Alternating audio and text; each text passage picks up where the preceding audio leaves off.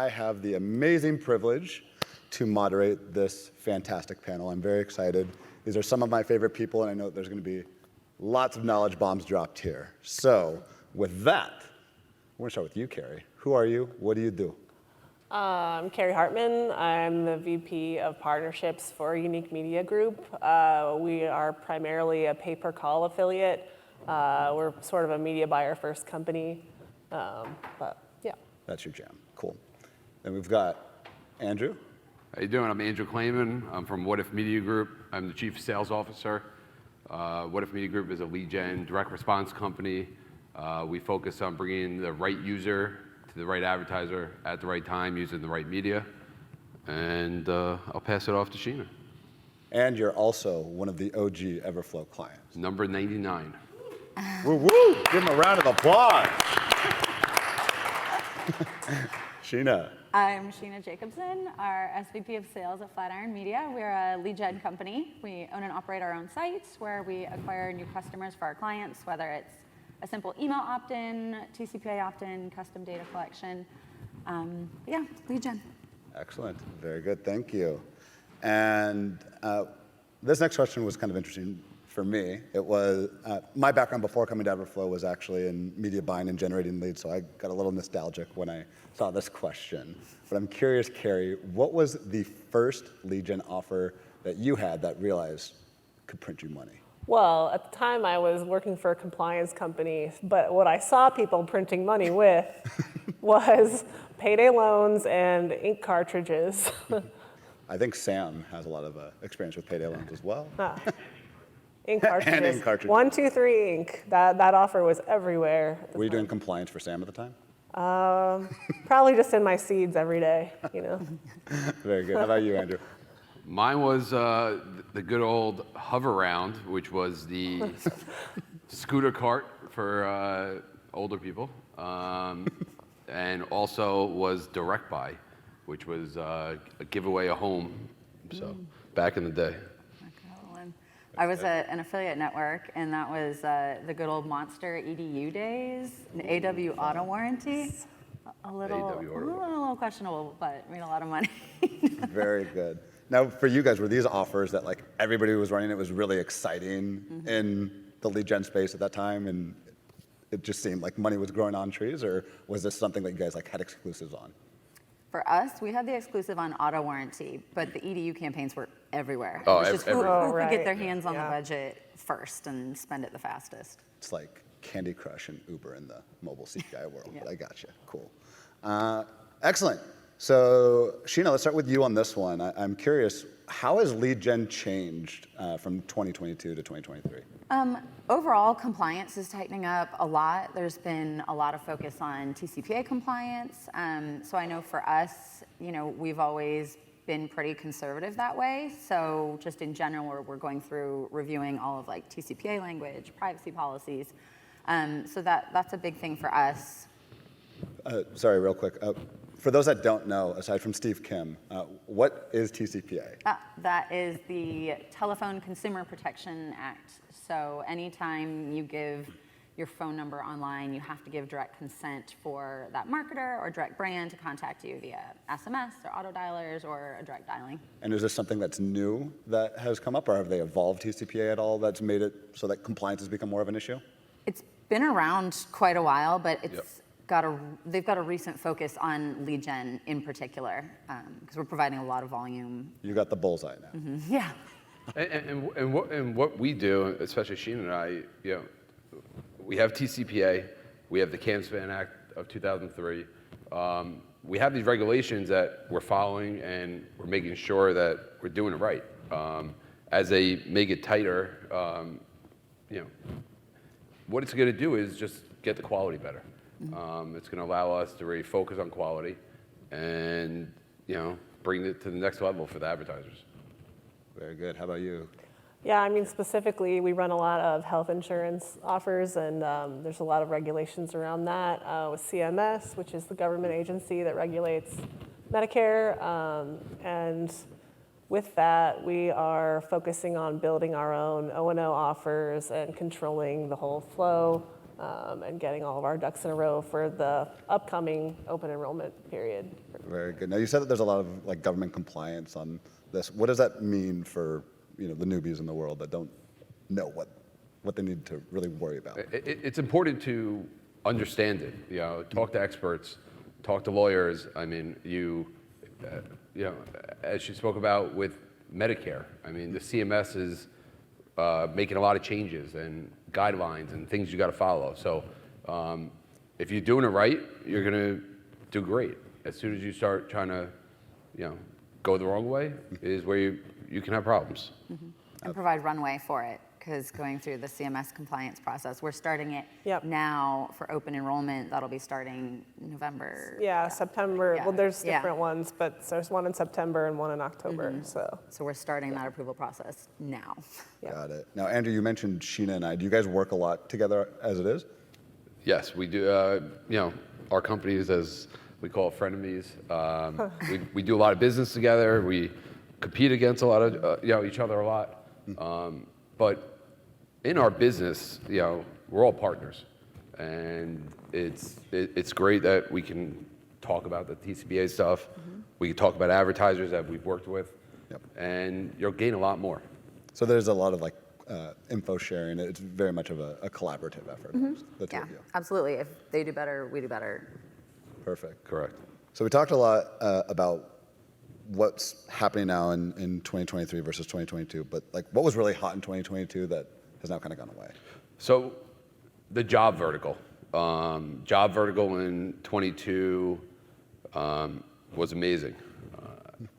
People were looking for jobs, the job boards were paying up, Amazon, warehouse jobs, trucking jobs, et cetera. Medicare did a great, when you're looking at 22 compared to coming up in 23, we're not sure, right? There is CMS made some changes, but they weren't as bad as we were expected. But then you look in 22, mortgage refi was great at the beginning of the year. And obviously we all know that mortgages are over 6% now. So I think even that higher whole at this industry is terrible, right? Yeah. But the number one thing that really took off this year, especially for us at What If Media Group, was mass tort. There was a lawsuit with Camp Lejeune that it seemed like everyone and their mother got into. Yep. I live in Jersey. If you look at every billboard, it was Camp Lejeune, Camp Lejeune. But the whole mass tort, and especially what we do, we can find that needle in a haystack. And I know Sheena as well. Her company is doing a lot as well. Yeah, a lot. We're doing a lot in mass torts. I mean, we had talked about things kind of changing from last year to this year and bringing up Medicare a lot. As things are kind of shifting in the Medicare space, we're seeing several of our clients that sell MedSup are now focusing on ACA, Affordable Care Act, just more traditional under 65 healthcare. So that's a change. Still doing a lot with mass tort. Earlier today, one of the presentations was on partnership marketing and how they've been pulling back on influencer marketing. And I kind of connected the dots today in talking to some of our brand clients. They've been just saying in passing, oh, we're pulling back on some of our influencer spend. We're going to redirect some of it to lead gen. And on the phone call, I'm like, oh, good for me. But now looking at the bigger picture, there is an impact there, and there is something to be said about how budgets are shifting and moving. So that's something that we're kind of leaning into more this year. So both of you guys have mentioned mass torts. On the Everflow side, we see a lot of clients coming in doing mass torts as well. What do you guys think has been the change, or what has changed, if anything, that's bringing more mass tort opportunities? I think that people are having trouble buying on Facebook, buying on the search, and they're coming to something different, which is us, right? We're doing over 600,000 registrations a day to our sites. We'll be able to find that person, and we'll probably be able to find it cheaper, right? So I also think that the news out there, especially with Camp Lejeune, I mean, this was a lawsuit that the government's involved in, right? So they knew it was going to pay out, so every lawyer was going to jump into it.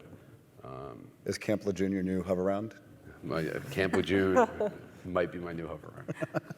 Are there any other big mass tort opportunities right now?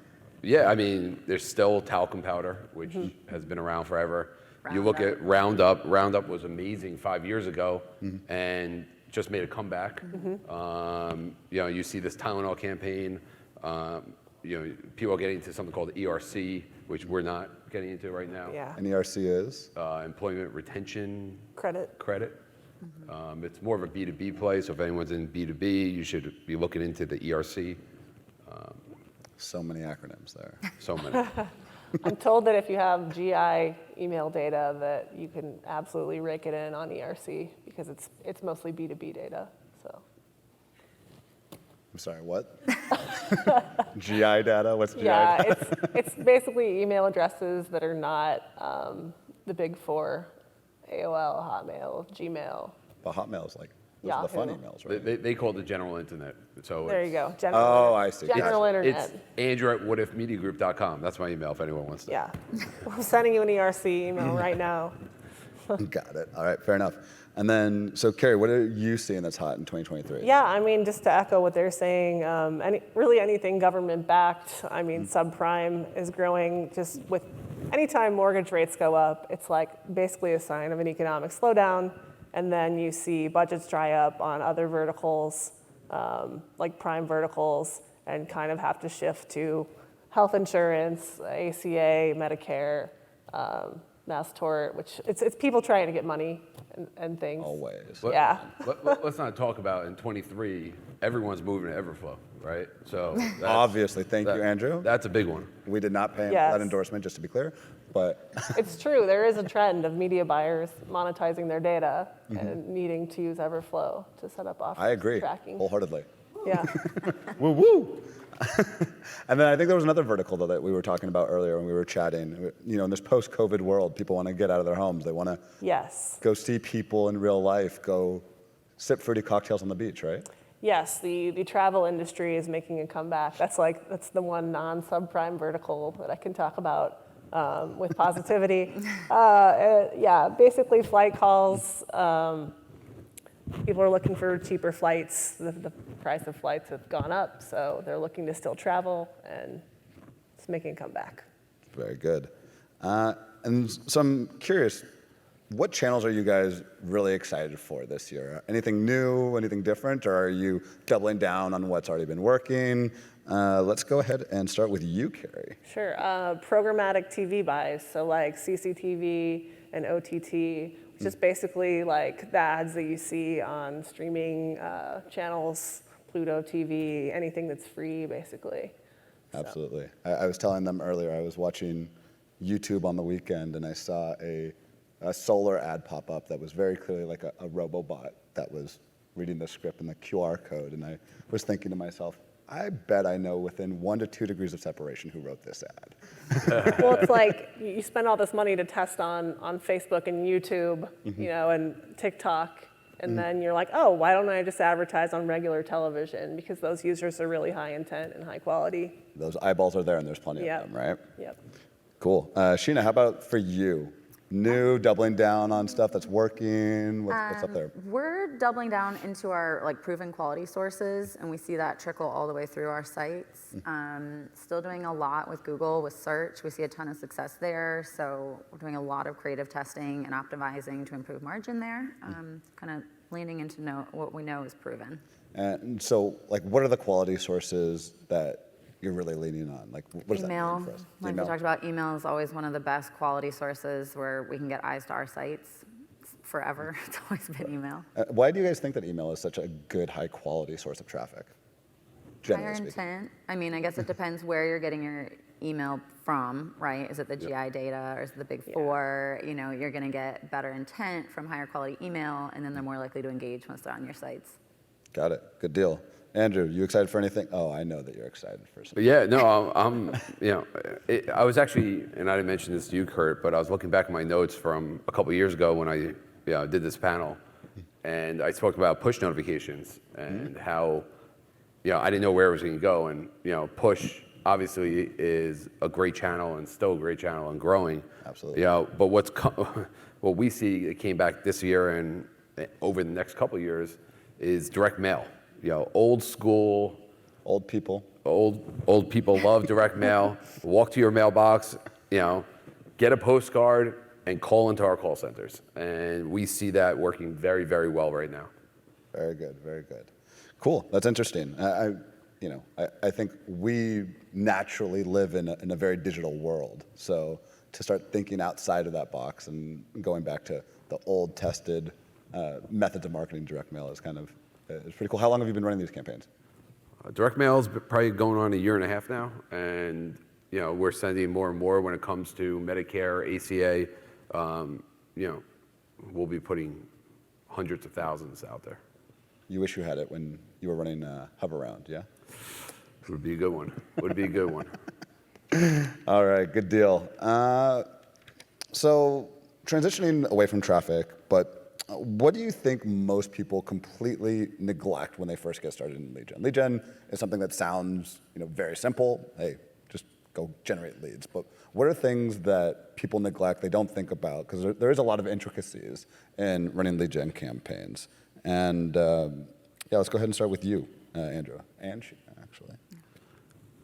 I'll take this. I mean, when you look at lead gen campaigns, what we do is ROI focused, right? An advertiser can get a user from us, they pay X for it, and they know what they need to make, right? You look at branding out there. A lot of these agencies, it's all about branding. It's all about getting your name out there, which is important. But when you look at our campaigns, call it an auto insurance campaign, they know they bought that call for, call it $100. They know they need to back a policy out to $1,000. They better close 1 out of every 10. And if they do that, it's a good campaign, right? If they're closing 1 out of every 20, they're going to lower our payout. So it's very important that everything we do, there's an ROI behind it, right? They can understand their return on their investment. 100%. Yeah, so we talked about that a ton, that it's all tied to a KPI, that key performance indicator, whether it's a purchase or email click-through rate or open rate. When we're designing a campaign for a client, here's the cost per lead up front, but the entire downstream has to be there, and it's all tied into that metric. Yeah, so when you're talking about KPIs for these different buyers, you said CTR, open rates, et cetera. What would you say is like the most common KPI that they're going for? Obviously, everybody wants to make money. That's very clear. But generally, you got to go, a few steps before that. What is the most common KPI that people are trying to optimize for? I guess it depends on the type of lead that we're generating for them. If the goal is to increase their CRM database with emails, it's generally going to be an engagement metric. Are they opening and clicking? It may not directly be tied to a purchase or a sign up. It's going to be that email engagement piece.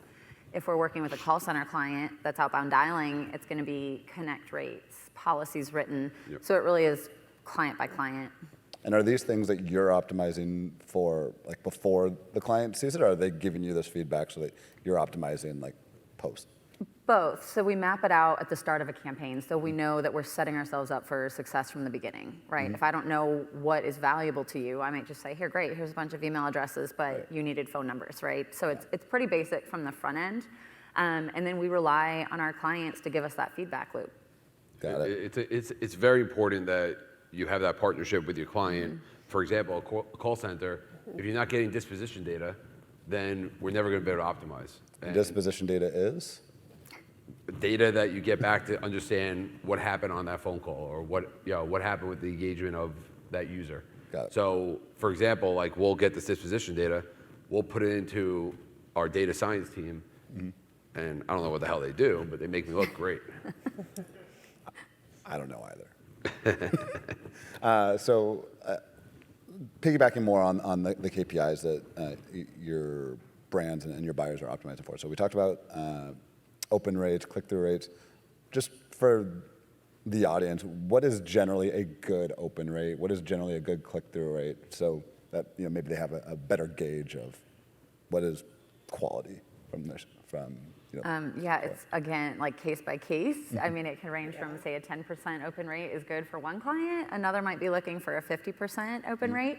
Oh, it's that wide. It can be pretty wide. Talking about travel coming back, Yeah. our travel clients are wanting to see a 40 to 50% open rate on emails that we acquire for them. Which Much will- which it's will much never more work. Exciting Right. to open. It's not like a life insurance ad. Those have really low Yeah. open rates. And it's also, when you talk about calls, it's all about connect rate, right? It's all about conversion rate. So Yeah. a mass tort, they might be backing out, and I know a good buddy of mine over there, Rob's over there, and he does all mass tort, and if he's converting at 1% right now, that might be good, right? Or a 2% conversion rate on calls could be great, but then you look at an auto insurance, you better be converting at 10, 15%, right? So okay. it all depends about the vertical, the Got channel, it. et cetera. And then I think the other thing to consider, we were chatting a bit, in Everflow's world, we work with a lot of mobile networks, and we were impacted a lot by what happened with iOS 14. So did Rob Carroll at LeadID, raising his hand. He loves the mobile space. With that, has that impacted open rates and the quality of the data, or the accuracy of the data, I should say, on the email side, Yes. or any side for that? Yeah, so some will count all opens on iOS. So it's just, you've got an artificially high open rate. Others don't count it at all, so even artificially low. It's more about setting that benchmark, and then you can gauge on the variation from that benchmark. Got it. Cool. And then, Carrie, I think you had some other fun stuff for people to think about that they neglect initially when they get into Into the lead gen? Yeah. What did I have to say about that? Basically, that it's a numbers game, and it's always based on consumer demand in the first place. It's all driven by consumer demand, and people forget that. So if you're married to one vertical and that vertical is down, you can't really survive. And also, the goal of a media buyer doesn't always match up with the goal of the end buyer, because the goal of the end buyer is obviously to hit a certain KPI, and the goal of the media buyer is to continue running at scale, to continue making the same amount of money daily. So Or more. or more, always more. Always So more. it's just about matching those two things up and getting the front end engagement, but also leading the consumer down a path where the end buyer can close it. Got it. Yeah, absolutely. Let's stick with you, Carrie. How important is having your own traffic for offers versus getting traffic from affiliates? It's extremely important to, I think, be an affiliate or run the traffic yourself in order to understand the metrics and get those metrics and build the funnels that your affiliates can then use to succeed, so you can get additional scale. Absolutely. We get a lot of people that come to Everflow that are just starting their affiliate program. And one of the questions that we always ask them is, okay, what are you doing right now? Have you run traffic to this offer? Do you know what the baseline is? Because if not, then you're going to have a difficult time trying to recruit affiliates to do it. Curious for you, Andrew. What are your thoughts on that? Listen, when you run your own traffic, you can optimize, you can understand it. When you talk about working with affiliates, you just got to be very careful of who you work with, right? You got to know them, you got to trust them. There's a lot out there that we all know that can cause harm to us, and you just got to make sure you're testing slow, you're giving them the right creative, for success, and you watch it.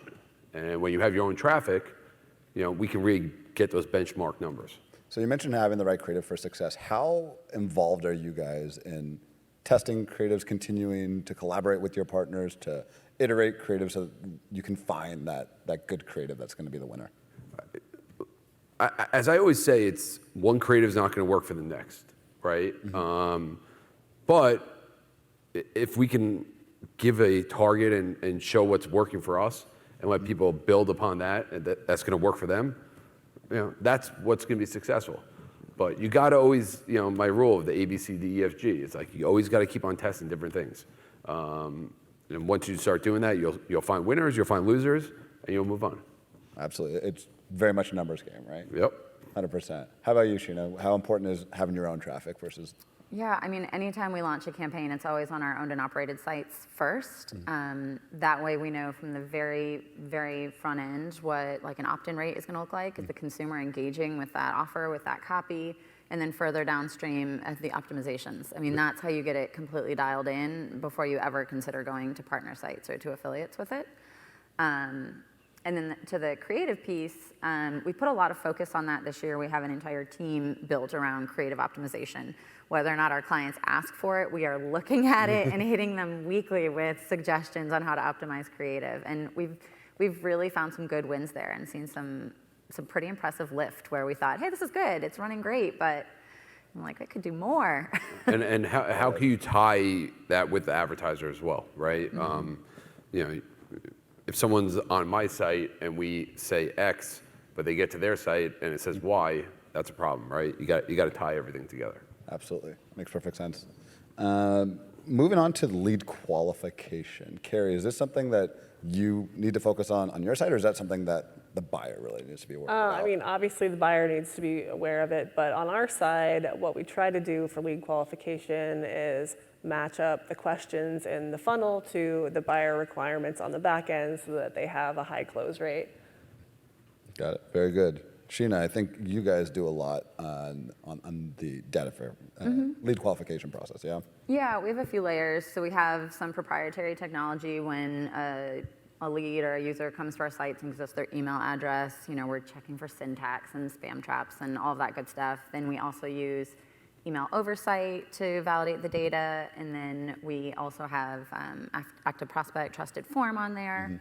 So we're sort of the first layer of defense, but then like we always suggest to our clients too, you know, you need to have your own methods of validation so that we're all, you know, covering all the bases. And what are spam traps? You mentioned spam traps. I'm not. Like known litigators, they'll put their email addresses in to basically just, yeah, Sneaky. see. We use email oversight as well. Yeah. I think everybody does. There's plenty of companies out there like Blacklist Alliance. Yeah, Blacklist Yeah. Alliance is Couple of another them. one. Yeah. Got it. Do you guys do much, Andrew, at What If in qualifying, going through the lead process before? Very similar to what Sheena said. It's very important. You know, we use Trusted Form. When you're working with advertisers, when they use Trusted Form or Janaya, you know, it's more of a legitimate lead. Right. But yeah, email cleansing, as you know, using email oversight, or there's a couple others out there, is very important because, you know, having Google CAPTCHA or you know, bot protection. I think Anora's here, using Anora to understand if you do have, you know, suspect traffic or not. You know, all these different things will just make you, you know, better off. This is an Everflow conference, Andrew. No, I'm kidding. Rick and Anora are great. But you talked about email cleansing. For those that aren't familiar with what that means, like me, what does that mean? So, you know, it comes to delivery strategies. It comes to, you know, as Sheena spoke about, you know, building email newsletter opt-in lists for people. You want to make sure that they're legitimate emails. So, Andrew@gmail.com, right, might be a real email, but if someone has Andrew1@gmail.com, maybe it's not a real email, or it's a spam trap, or things like that, and that can really screw with your advertiser's delivery. It could, you know, put them on different, you know, lists and things like that. So, you know, you want to make sure you run it through some type of cleaning service that is knowing about the known bots and, you know, spam traps, litigators, et cetera. Got it. Good deal. And then finally, we're in 2023. Everybody's talking about ChatGPT and AI and all the fun things that you can do. I'm curious what you guys are doing, if anything, with AI. Carrie, let's start with you. Sure. Yeah, since we do pay per call, we actually do a lot of quality control on the inbound calls that come in. And we were actually able to use AI to build an analysis tool to do quality control, or to help assist humans with quality control on the calls. Very It basically gives a disposition report. disposition report. Yeah. Something I learned today. All right. It's also like content, right? You know, using ChatGPT to see if they can, you know, beat the content of what we're writing ourselves. You can do that with scripting when it calls a call. You can do it with email creative. You can do it with, you know, other types of creative, right? For sites. So, and then, you know, with AI, building lookalike audiences. You build lookalike audiences with AI. Yeah, look, I mean, we're trying to build these audiences that if we know something about this user, it might be good for this other user, right? So we'll see what happens. So when you talk about like getting to know something about this user and using it for us, like, what does that really mean for people that are kind of naive to this space? How does knowing more data about that person help you scale campaigns and et cetera? I mean, the more you know about that user or those types of users or things like that, the better quality that you can give an advertiser, right? You can understand that, you know, and it's not even the user level, it could be on a publisher level, right? It could be, you know, on a certain vertical, it could be on a certain channel level. Understanding that if these users are coming from email and they're great with, you know, the insurance vertical, right? But for some reason, email users are terrible with, you know, payday loans, right? They don't like payday loans? Do we have payday loans? No, I said email users don't like payday loans? No, they do. They Oh, do. this They is love in general. In general. Okay. So it's just understanding the users and using it in an AI type way. Got it. Very cool. Sheena, how about on your side? Are you guys using AI for any fun things? Yeah, for writing emails, for copy suggestions. I mean, everything still runs through our in-house copywriter. She takes it as mild suggestions. I think that's a really good point. It's been a topic that we've discussed a lot internally as well. ChatGPT and all these AI tools are really good to pump out guidelines, outlines for doing things, but at the end of the day, it seems like there still needs to be a human element here to review, enhance, and make it even better, right? Until they get voice synthesis down pat, like 'cause Exactly. that's going to change the call center game a Yep. little bit eventually. Very good. Any questions besides Ross? Putting you on the spot. We got one here. Go for it, Ben. Hey guys, enjoyed that. How are you guys using TikTok and other social channels at the moment for lead generation? Carrie is the TikTok Yeah, I mean, queen. She's posting videos of focus herself. Primarily, yeah, exactly. Yeah. We focus primarily on Facebook and YouTube, Google Display Network, but we also run the same videos on TikTok, and it just kind of varies with performance, depending on the vertical. I use it differently. I use it for prospecting advertisers. You always say, like, where can you find new advertisers? Where can you bring in new clients? TikTok, there's advertisements all the time. So I use it in that way. Same thing with Facebook and Instagram. So Yeah, I mean, we're not. You don't do TikTok. we're not very buying on TikTok. That's not your Yeah. job. Okay. I look for ads on there for Mass Tort that I can Oh, yeah. also Right. run, hopefully. So. We're a prospecting tool. There we go. Very good. Any other questions? Don't be shy. Ross, I'm still going to you. All right. Well, thank you very much. Give him a hand.